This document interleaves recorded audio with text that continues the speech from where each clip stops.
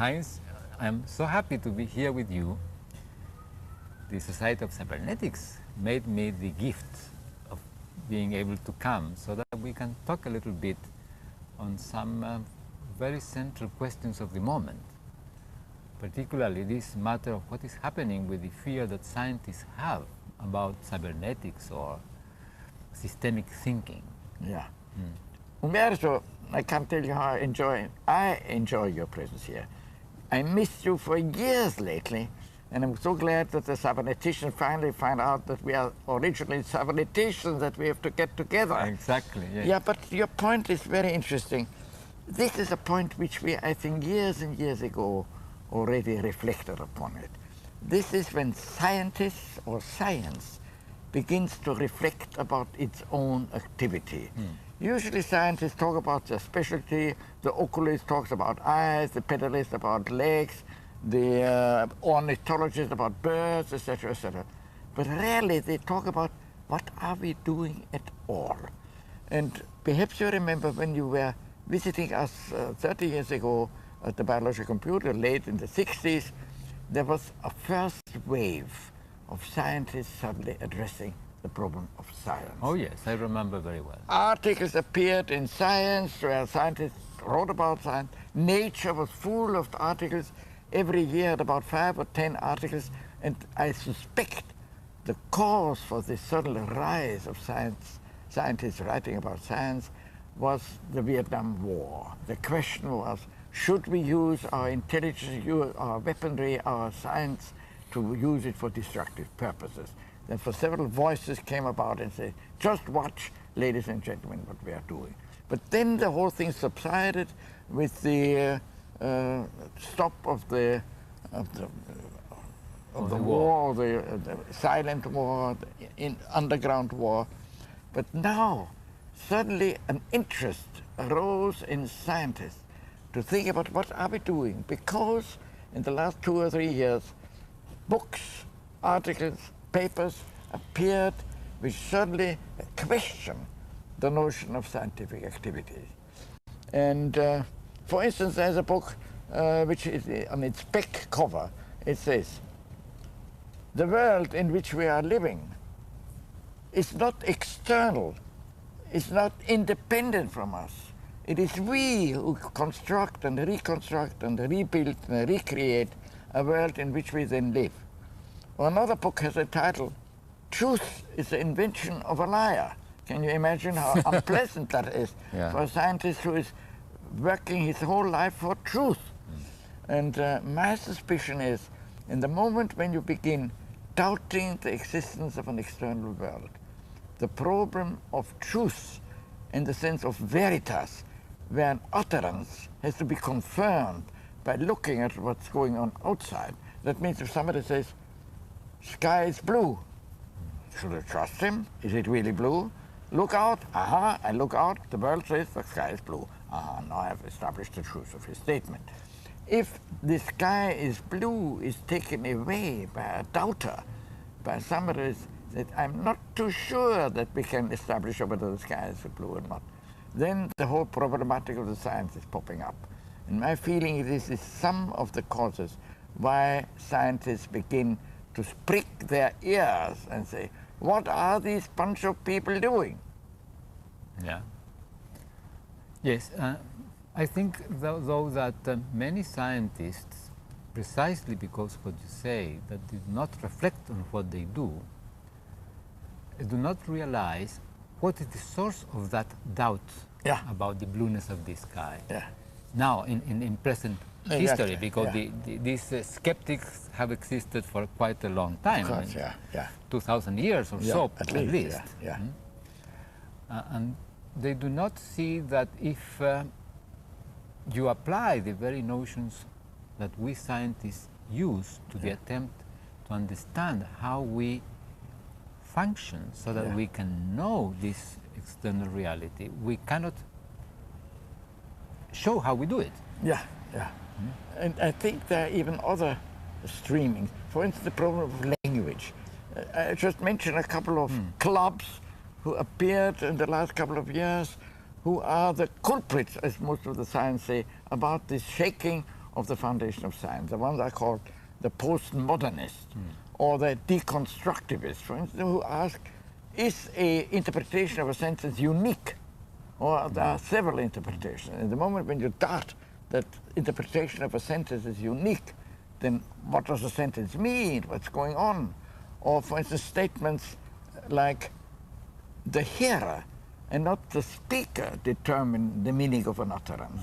Things of that sort put a shock through the scientific world because they, what, I'm determining what he says? I think he is supposed to determine what he says. Yeah. He's of course responsible for what he says, but the interpreters interpret responsible for his interpretation.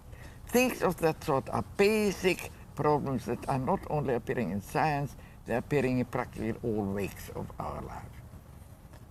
Yes, yes.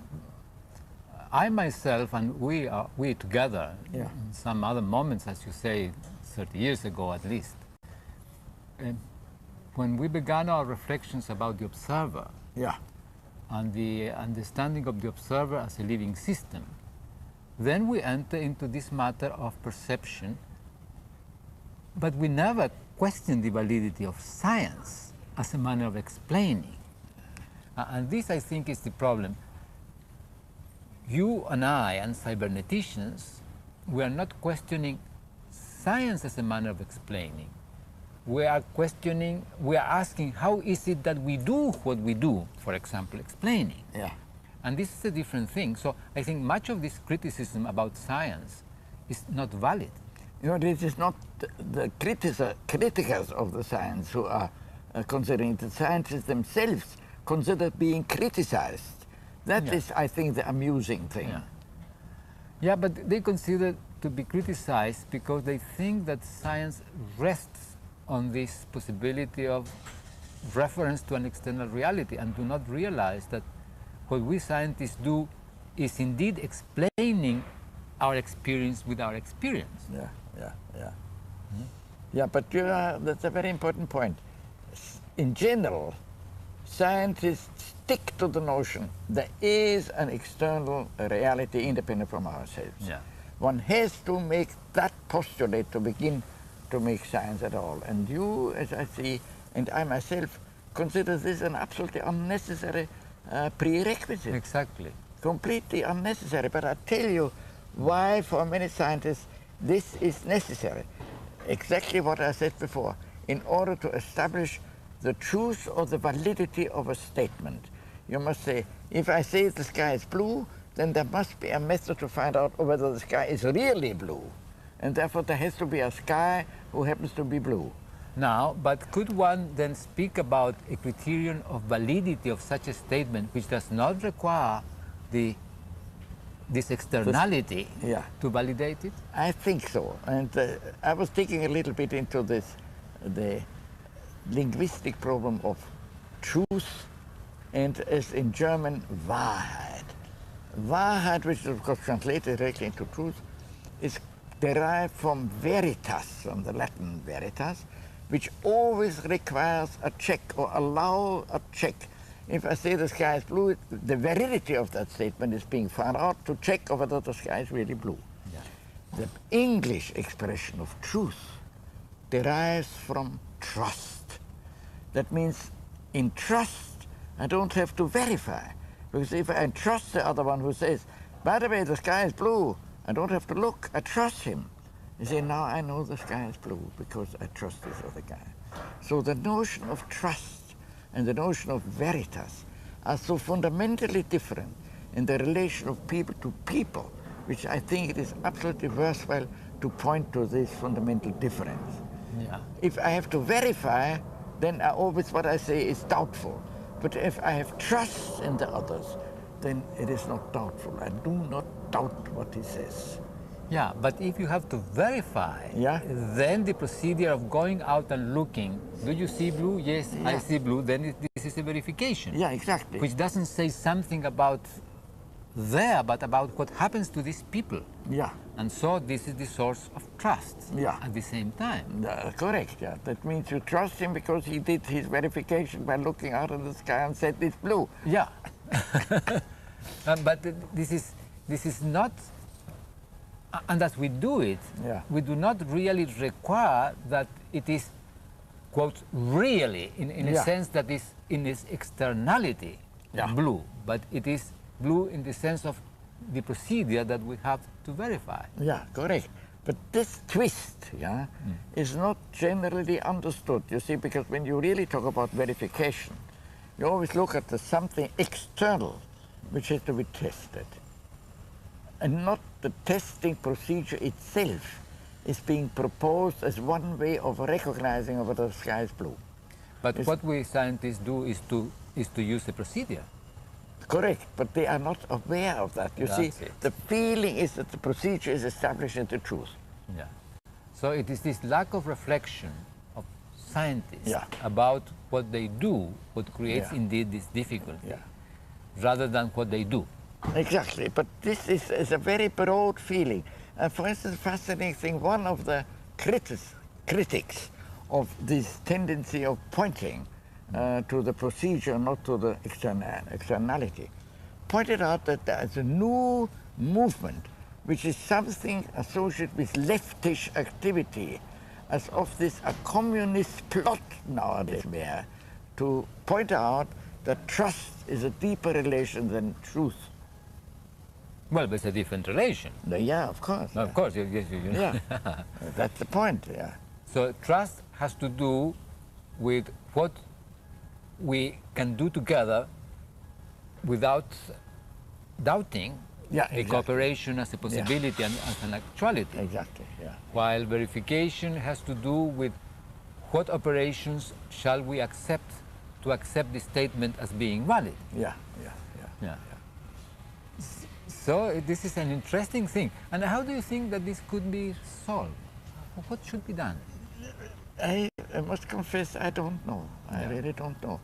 There are several very interesting books out, and I mentioned the one which is in German, is Erkennen, this Understanding, something like that, by one of my friends, Umberto Maturana. Oh, Yeah, I enjoyed it very much. fantastic. I enjoyed it very Fantastic. much. And then many, Ernst von Glasesfeld, for instance. Ernst, who is one of the most remarkable students of the history of the yes. development of these thoughts, Yeah. and points in a most elegant way to long before pre-Socratic thinkers Yeah. already pointed out the skeptical notion, as you pointed out, this how can I know what you say that you say, Yeah. etc., etc. At this point, I think could rise slowly, it becoming more and more understood. I have the feeling, for instance, that young people are jumping on that notion much more readily than already established, well-established people who are in the middle of the field. They have their Nobel Prizes, they are great professors, etc., etc. Yeah. So this intersects, in fact, with philosophy, Yeah, because it is philosophers which are in search of the truth, yeah, but scientists are in search of an explanation in the operationality of living. exactly, yeah, yeah. So, You think we have to stop the philosophers and encourage the scientists? well, we should help the scientists to recover self-trust. Yeah, Yeah, because if you look at the matter of science and in fact how scientists operate, it is not truth, but it is coherences in the doing and in the explanations, Yeah. in the process of explaining. yeah. But this matter of truth is the question of philosophers. The skeptics are skeptics in terms of philosophical question about precisely truth. Yeah, But do we scientists search for truth, in fact? yeah. At least this is what they believe they do. Because if I read all the responses of the so-called deconstructivists, postmodernists, relativists, they are accused to be political enemies, yeah? Like communists, for heaven's sake, they begin to undermine our Western rationalistic tradition, WRT in short, yeah? So by doubting that truth can be found, because if there is no external reality, how can you establish a tree is green or the sky is blue? But for example, 2 times 2 equals 4 is true? Yeah, but this is not true in that sense. You see, it's valid. I think this is a different baby. This baby is that the rules of the games are set so that you arrive at that point. We can only then change the rules of the game. But if you establish the rules of the game, then these things are falling into place. It's like when you play chess and you move with the queen or with the king as if it were a queen. They say, no, no, no, my boy, you are not allowed to do that. The rules of the game says the king has to move like that. Yes. So if you do the 2 times 2 thing and you say 5, you see, of course, it's a very funny thing. It's like the queen and the king moving like a queen. Yeah. No, we have, when you play mathematics, and we say we are accepting now the cards as they are stake, yeah, the way in which we do the rules, then we come nolens volens to 4. Yeah, but when you do scientific research, for example, yeah, you have also a procedure which specifies exactly what you have to do, and if you do not do this properly, then you are out. But it is the satisfaction of this procedure in the actual experience operation, yeah, that will, yeah, allow you to say, this is a scientific case. Yeah, but I think what the scientists think they do, establishing the rules of the game, you see. Since we do not know yet the rules of nature, let's find about why do 2 bodies attract each other. Then Uncle Newton comes along and says, this is of gravitation. The attraction of the 2 bodies will be inverse of the square of the distance. Yeah. Okay, then they establish the rule of chess. And this is an observed thing that this is so and so and so. That means we can find the rules of the game. They are not so as in chess or in mathematics. We say, let's invent a game. Yeah, but it's fine. If we find the rules of the game, yeah, that means that as long as we operate according to the rules of the game, which we find in what we do, yeah, by observing the planet's movement or by dropping things, yeah, then that is what establishes the validity of what we say, not its correspondence with an external reality, because eventually we may find that the rules of the game that we were using were slightly different, that for, yeah, a while they work, but, yeah, in fact, if you push them to the completeness, you have to change them. I think we are talking about 2 different rules. I had in mind, you see, when I compared the chess or the mathematics with the rules or the laws of nature, which is what nature is doing. But you are talking about the rules of the procedures, of finding the rules of the nature. Yeah. So there are 2 levels of rules. The finding of the laws of nature is a game which is completely understood, perfectly all right. But the notion is that out there in nature, that intrinsic rules which keep the universe together, if I find them, I know how the world is working.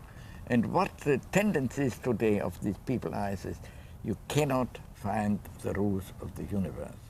You can find a dialogue where we talk about the rules of the universe as if there were the rules of the universe. And in most of the cases they fit, but the procedure to do that is exactly as you say, is I think well understood, it is not doubted at all. Okay, now on how we cannot find the rules of nature itself. Yeah. What interferes with our finding the, yeah, rules of nature in themselves? I think that what interferes is the nature of the operation of finding the rules of nature. Oh, I see. You mean this is the limitation of, yeah, the finding of the rules, yeah. Yeah. So it doesn't matter that we cannot find them in themselves, because we, yeah, are always operating according to the coherences of our operation. And yeah, this is why we can. Oh, that's a very interesting notion. You say as a consequence of the rules which give ourselves to find the rules of the universe will appear in the way in which they then appear. Yes. You mean the searching procedure has the finding already included? Yes. That's a lovely idea. I like that very much. And in addition, if we apply those rules of nature that we have found in that way, yeah, we find that we cannot find them as if they were independent of us externally. Yeah, okay. Yeah, but then you see, if that idea is spread, that would be a very, because then we can really talk about a variety of universes, as you call them, the multiverse. Yeah, but each I mean- one of them is valid in itself. Yeah, but how do you spread that notion now? Well, Would you write a paper and submit it to science? Please. I will review it. And yeah, they perhaps will not accept No, me. no, but look, of course they will not accept it, but then submit it to something else. Yeah. No, but I tell you another funny story. The whole shaking the foundation of science is, of course, undermined or was undermined by several other occasions. There was a gentleman by the name of Sokal. Mr. Sokal wrote a fascinating article entitled, I think, The Quantum Gravity of Hermeneutics or something similar. And he submitted to a postmodern journal called, I think, Text. It was reviewed by several professors of the deconstructivist school, the postmodernist, the linguistic school, was accepted and was published. When it was published, Mr. Sokal said, ladies and gentlemen, this is a hoax. I invented lots of ideas and notions, absolutely nothing to do with any scientific activity. It's a pure invention of mine. And somebody would understand the terminology which I'm using here, would have immediately roared with laughter, what kind of a thing that is what this guy is talking about, quantum gravity and hermeneutics, two entirely different things. So everybody said, aha, you can cheat yourself into science in such a way that these people themselves don't know what they are doing. Well, but what the cheating was in the listening of the editors. Yeah, exactly. Yeah, it was not into science. It was a cheating in the listening of the editors. Yeah, but they fell into the whole thing and then produced this article. Yeah. Yeah, Or because the reviewed it even. yeah, or the reviewers, because the reviewers had not reflected on Yeah. what they do. Absolutely. So they accepted the form. Exactly, the accepted form. Yeah, Only yeah. that. Yeah, yeah. Well, but this is. But I think there are several of those things which are taking place now, which of course makes everybody starting doubting what's going on. Do they pull my leg? Are they making a joke of me? Is there a real insight? Is this a new truth, etc., etc.? Well, maybe then what the attention should shift from science as a manner of explaining to the scientists, which are the users of science, which do not reflect on what they do. Yeah, exactly. Maybe if the scientists would, because science cannot reflect on what science is, because science is the domain of statements or explanation, but scientists can. But scientists can. We scientists can reflect. We have to write the article. Okay. maybe we still can write the article. Maybe we should really do. I think the point I find particularly interesting, that the procedures by which we try to find the rules of the natural game, that means the laws of nature, are in one way already predetermined by the rules which we have given ourselves in order to find them. Yeah. Which I think is a very interesting point, because that would reflect particular cultural approaches to the problem, what is the world, what is the universe. Yeah. But the choice of the ways to find out what is it. Yes. Do I recapitulate your point? Yes, Correctly, this is fine. yeah. Heinz, maybe we can stop here I think now. we could, yes. And do you think we can meet tomorrow again? That would be lovely. That would be lovely. And you're thinking about another problem, you toss it to me. I will. Okay, wonderful Oh, teacher. It was fantastic, great. Heinz. Thank you. Fantastic. Thank you. It was great.